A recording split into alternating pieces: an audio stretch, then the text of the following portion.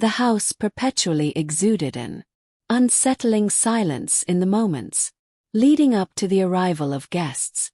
Excessively pristine, excessively ready.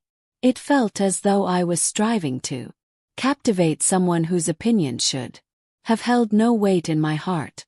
On that particular day, I found myself tidying the guest room not once but 3 times over, not due to its uncleanliness. My restlessness prevented me from finding peace. He was returning. Stepson. Following a span of 7 years, now a man stands before us. I found myself lost, unable to recognize who he had become. Yet the memory of the boy he once was lingered in my mind, and I recalled the manner in which he would gaze at me, not in the way a child gazes upon an adult, yet akin to an individual, striving to grasp a concept shrouded in secrecy. I am in my 41st year of life, bound in matrimony to a man I once cherished. At this moment I find myself enamored with his routines, his unwavering consistency, his steadfastness. Yet what of love? A sentiment I hadn't experienced in my heart for years. Allow me to introduce myself. I'm Claire. My home is nestled in the picturesque landscape of Vermont. My husband's name is Richard. He practices law, rational, perpetually strategizing, envisioning the path that lies beyond the immediate horizon. Perpetually gentle yet perpetually aloof. We refrain from engaging in disputes. Laughter eludes us. We refrain from physical contact. We stand alongside one another, akin to bookends on a shelf. It was at the age of 10 that our paths first crossed, and I met Thomas, a contemplative youth with earnest, penetrating gaze. He made his way there each summer following Richard's initial divorce. He exhibited a courteous demeanor, acute, yet what has consistently captivated my attention. It was remarkable how attentive he was to me. From a young age, he had a keen eye for detail. Should I alter my hairstyle? Should I appear weary? In the stillness of the night, I found myself weeping in solitude within the confines of the kitchen, the clock striking 2 in the morning. I quickly brushed away my tears, ensuring no one would notice.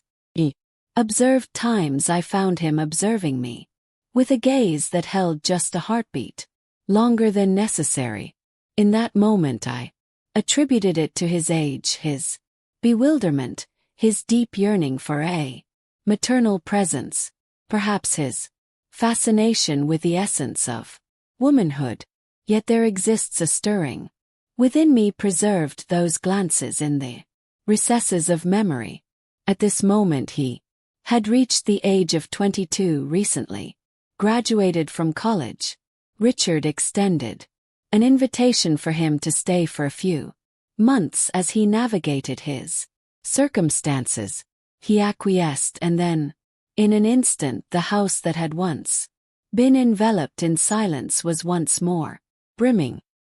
His voice reached me before his presence did. It delved further, increased assurance, ever recognizable. As I entered the foyer, he pivoted in my direction and smiled. Yet it was not the grin of a young lad encountering a stepmother.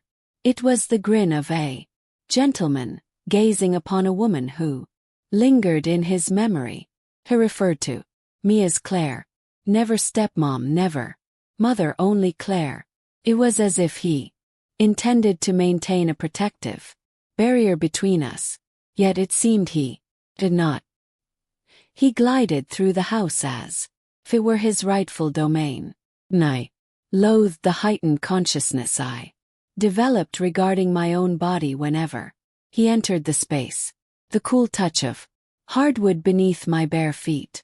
The silhouette of my hips illuminated by the kitchen light. The way my robe embraced me after a shower.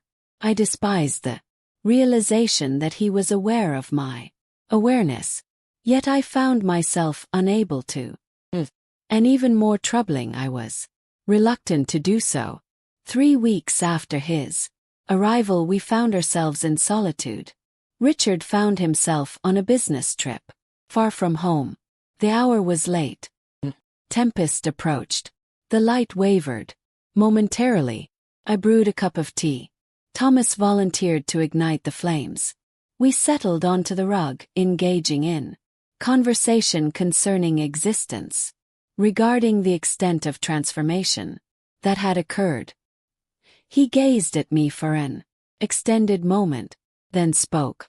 Your scent lingers just as it always has. My heart came to a standstill. Could you clarify what you mean? I inquired. He gave a nonchalant shrug, as comforting as warm linen. Moreover, there was another aspiration that once filled my dreams. Stillness, weighty, perilous. Then he rose to his feet, gazed down upon me, and murmured, "Sleep well, Claire." He refrained from making contact with me. Yet a fire within me was already igniting. Closing voice gently lowers to a whisper. On that particular night, once he retired for the night for hours, found myself wide awake. Tempest raging beyond my window pad in comparison to the turmoil brewing within my soul. For I was aware a journey had begun. A whisper of stillness, gradual unfolding, an act beyond undoing. Sleep eluded me. His voice echoed in my mind. Your scent lingers just as it always has. A sentence echoed in my mind like an unending melody. It was more than merely his words. The way he expressed it was everything, as if it held greater significance, as if it had been a thought lingering in his mind for years. As I stepped into the kitchen the following morning, he was already present without a shirt, brewing a cup of coffee. He cast his gaze in my direction. I find no astonishment in this revelation, as if he had been anticipating this moment. Good morning, Claire. He greeted her. Everything is in order. Yet there was an undeniable sense of intimacy woven into every aspect of it. 2 days later, I found myself stretching toward a bowl perched on the top shelf. The ladder lost its grip. I lost my equilibrium and he seized me. Entire physique, heart to heart, fingers gripping my waist with certainty. It ought to have been inconsequential, simply an instinctive response. Yet neither of us stirred. Our gazes intertwined. My breath caught in my throat. I experienced it deeply. He certainly did. The atmosphere was laden with an unmistakable tension. His hands lingered, reluctant to release their grip, and when they finally did, he allowed them to slip away from me. Heartbeat too long. He offered no apology. I failed to express my gratitude. We simply turned and left. Yet a change had occurred. As the sun dipped below the horizon, I indulged in a lengthy soak in the bath.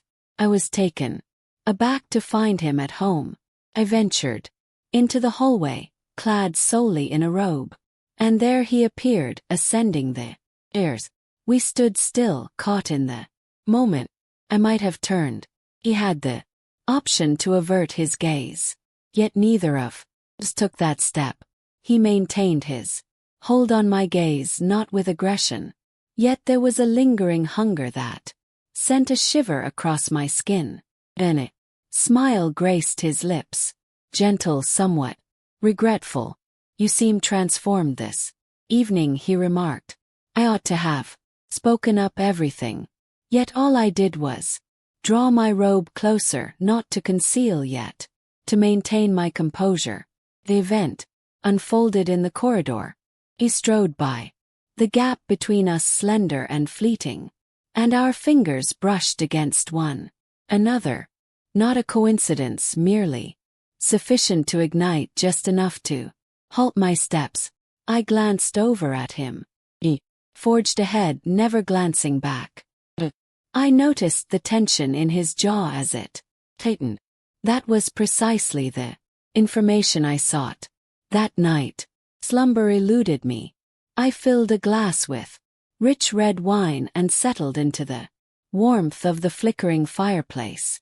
Then I heard him descending the stairs. He remained silent, simply took a seat next to me. The flames danced before our eyes, quiet, fluctuating. Appreciate our moderation. Then in a gentle whisper he inquired, did I conjure that moment earlier? My gaze fell upon him. My throat feels constricted. No, Ira, you truly didn't. He shut his eyes, surrendering to the darkness behind his lid. As he parted his lips, a soft whisper escaped. Then instruct me to. I won't if you don't. He ought to have declined. One ought to have stood firm. Departed quietly. He was known as Richard. Departed from the dwelling. Everything. Yet in contrast I inclined my body forward. He did as well. Our lips finally touched. It was not akin to kiss. It resembled a door slowly creaking open. Measured, intentional. Boo.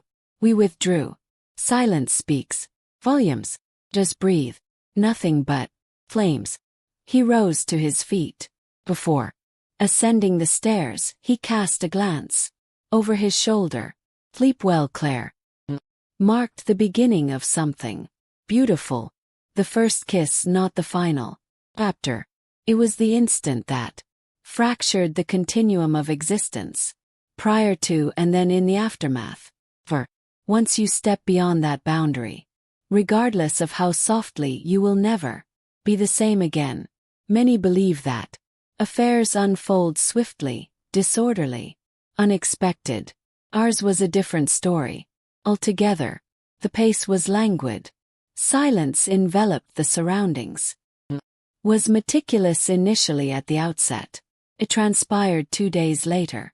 As I busied myself in the kitchen, he entered, the warmth of the stove contrasting with the chill of the outside world. He rested against the counter, his gaze fixed on me. I requested that he hand me the wine bottle, and at that moment he held on tightly. Our fingers brushed against one another. We both came to a halt. He advanced a step nearer until our forms were nearly intertwined. He murmured, "It lingers in my thoughts, unceasing." I did not feign ignorance. We had shed all pretense, I declared. "In that case, refrain." He pressed his lips against mine. "This occasion calls for an extended duration, profound, without a moment's doubt, free from remorse." Not at this moment that kiss transformed into a fleeting moment. Then came third. Subtle caresses linger in the corridor. Subsequent murmurs followed the evening meal, and in due course we pressed on, undeterred. The tale began with the quiet hours of the night when Richard found himself toiling away long after the sun had set. In the quiet hours of dawn, he would lace up his shoes and set out for his morning jog. Midday, when the house lay silent and deserted, we mastered the art of timing. Amidst the stillness across the dinner table, their eyes met. I loathed the simplicity that had taken hold. How familiar it felt to turn against the man to whom I once pledged my allegiance. Yet with each brush of Thomas's hand against my skin, I experienced the essence of womanhood once more, longed for, vibrant, authentic. On a particular afternoon we departed from the confines of our home completely. He remarked, "Let us not merely seize fleeting instances. Let us indulge in a full hour." We arrived at a motel located 10 miles distant, chamber 104. He removed my clothing with deliberate slowness, as if he had been anticipating this moment since the age of 16. Time seemed to stretch unhurried. and calm without a hint of embarrassment. Simply let go. In the aftermath, we reclined in bed. He gently traced circles on my back with his fingers.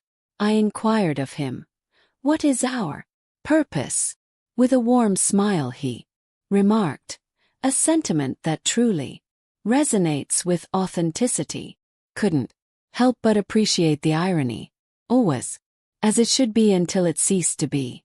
As the sun dipped below the horizon, Richard inquired, "Have you observed the silence that has enveloped Thomas recently?" I stood still, caught in a moment of disbelief, compelled to chuckle. "Date it. He is 22. That has become their identity now." Richard inclined his head in acknowledgement. His gaze remained fixed upon me, merely a heartbeat beyond the moment. In that moment I sensed it. The fissure petit, hardly discernible, yet it existed. Once a fissure appears in a falsehood, flourishes, he began to exhibit a sense of possessiveness, envious. He was displeased whenever I chose to spend time with Richard. I wasn't fond of the way I was dressed for dinner. Found it displeasing when I expressed my refusal. He remarked, "You belong to me in his absence. Why is it that you cannot belong to me when he does?" It was then that the memory struck me. He was a man, unconfined by boundaries. He was a boy who had never encountered a refusal from anyone who truly meant it, and I found myself beginning to lose control. Sunday afternoon, as I tended to the laundry, the rhythmic hum of the machine filled the air. As Thomas entered the room, he leaned in and pressed his lips against mine. The sound of the front door opening went unnoticed by us. Failed to hear Richard's call for me. Was only when he found himself in the hallway. 5 seconds earlier he would have noticed it. We withdrew out of breath. Thomas slipped out through the back door. I remained rooted in place, trembling, and for the first time since this all commenced, sense of fear enveloped me, unfazed by the prospect of discovery, yet fearful of the person I might transform into, a person unwilling. Cease. We have crossed the threshold. Subsequently, we established our camp on the opposite side. Established a life in that place, an untrue statement. Perilous entity. I repeatedly reassured myself that I had the power to quit. Would cease one day. Yet the reality, I didn't know there's a look a man gives you when he senses that something is yet he remains oblivious to the truth, and that gaze is more daunting than a confession. It conveys a singular message. He observes intently. He is attuned to the sounds around him, and the walls are growing ever more fragile. If I could break through at any moment. Richard had never been one to succumb to jealousy, always the unyielding partner. Yet that month he began to observe every detail. He posed inquiries. "Buddhist, what kept you out for so long?" Thomas mentioned his whereabouts. "Am I the only one who feels that the atmosphere in the house has been charged lately?" He refrained from stating it outright, yet there was something amiss in his tone. He was not making any accusations. He was on the hunt. We gathered around the table. Richard, Thomas, myself, Basta. Crimson elixir, softly flickering light. Picture a falsehood. Thomas averted his gaze from Richard. Richard's gaze lingered on Thomas's hands, and I attempted to inhale as if I were not submerged in despair. As the dinner progressed, Richard inquired, "So, Thomas, are you seeing anyone?" Thomas sputtered slightly on his beverage. He coughed, then cast a glance in my direction. "No," he replied. "Not quite." Richard wore a smile, a constricted, arid entity, and spoke. Unusual stillness. Not a single piece of silverware. Heard. As the night deepened, Richard entered the bedroom. The door was closed. I settled onto the edge of the bed. I am not foolish, Claire. His voice resonated softly, regulated. There's a disturbance in the air. Remain uncertain about what lies ahead. Yet I attempted to feign ignorance, attempted to convey that he was caught in a web of overanalysis. He rose to his feet, fixed his gaze upon me for what felt like an eternity, and finally spoke. Should you choose to deceive me, just don't add insult to injury while you're at it. He exited the room, leaving behind an air of silence, and I understood. He was aware. In the days that followed, Thomas underwent a transformation. He descended into recklessness, filled with unease. Furious. I can't endure this any longer, he declared. Your husband observes me with keen intensity. I am not a mere teenager. He began to exert pressure, advocating for an extension, seeking clarity. Do you truly love me? He inquired one evening. I hesitated before responding. The reality was intricate. The reality was harsh. I'm not sure, I murmured. He gazed at me as if I had delivered a sharp slap across his face. On a fateful night, Richard failed to return home. No text, no call received. In the quiet of the kitchen, I held a glass of wine. Thomas walked back and forth, lost in thought. As the front door creaked open at last, Richard crossed the threshold. He cast his gaze upon the two of us, me draped in my robe, Thomas devoid of his shirt, uncomfortably near, excessively motionless. Richard remained silent. He merely gazed upon me, at Thomas, in the void that lies between us, the realm that once lay hidden but now radiated with the intensity of a spotlight. He ascended the staircase, not a solitary word. The following morning, Richard departed for work, failed to press their lips against my cheek, did not cast a glance in my direction. He summoned Thomas to the kitchen. I conveyed to him that it was time to put an end to it. Has gone too far, I remarked. Cannot continue. His eyes brimmed with an emotion I had yet to encounter. It is not love, not rage, yet the sting of betrayal. Is he the one you're selecting? He inquired. No, I replied. I refused to lose myself any deeper. Resonated with a volume that eclipsed even the most piercing of cries that marked the dawn of the conclusion. All things we had been tainted by the deceit. The blaze that once enveloped us in warmth had transformed into mere wisps of smoke, constricting, gasping. What truly stung was not the fact that I was discovered. I could no longer recognize the woman who had done this. Myself. Affairs shatter the very foundation of trust. They shatter the cadence, stillness, ritual. They shatter the image of the self you once believed to be true, and depart from a figure you scarcely know. This is what endures. Could no longer maintain the facade. Dawn following Richard's return, when he laid eyes upon us, I revealed it all to him, not in wrath, calm and composed, yet in utter excruciating truthfulness. I positioned myself opposite him at the kitchen table and uttered the words I believed would shatter his world. Indeed it is. His hands remained ill. His gaze remained unwavering. He merely murmured, "For how long?" Single year. That shattered him. He remained silent. Nothing was thrown. He merely stood there, strolled toward the staircase, filled a bag. Just before he stepped out, he turned to me and remarked, "You might have shared with me your feelings of loneliness. You didn't need to ignite the flames of destruction in our existence." The door shut quietly. behind her, and with it the final chapter of the woman I once was. Yearned to remain. He mentioned the possibility of creating something together. No more hiding, he declared. Shame shall no longer hold sway. My heart did not hold love for him. Not in the manner you anticipate.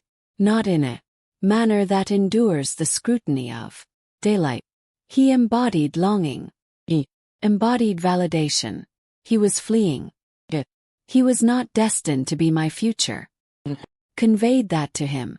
He reacted poorly. You have destroyed my father. You have shattered my very essence, and now you wish to depart as if it never held significance. No, I replied. Turning away because it has. Richard initiated the process of divorce. Has departed from his residence, and I found myself within the confines of the house, a dwelling that abruptly resonated with the remnants of all I had shattered. I returned to therapy. Authentic healing, not driven by passion. Yet for the purpose of accounting, I traversed the familiar corridors I had once navigated with the utmost caution, seated at the very table where 3 souls once gathered for a meal and tallied each silence I once overlooked. A letter was pinned to Richard, not to seek absolution, yet to reveal to him my true identity. Underneath the deception I did not send, I came to a profound realization. He had no use for my truth. His need for my absence was palpable. This tale does not revolve around love, transcends mere desire. It is a tale of the unfolding events. When a woman craves attention so desperately, she accepts it from a source she should have never engaged. But it concerns the unfolding events.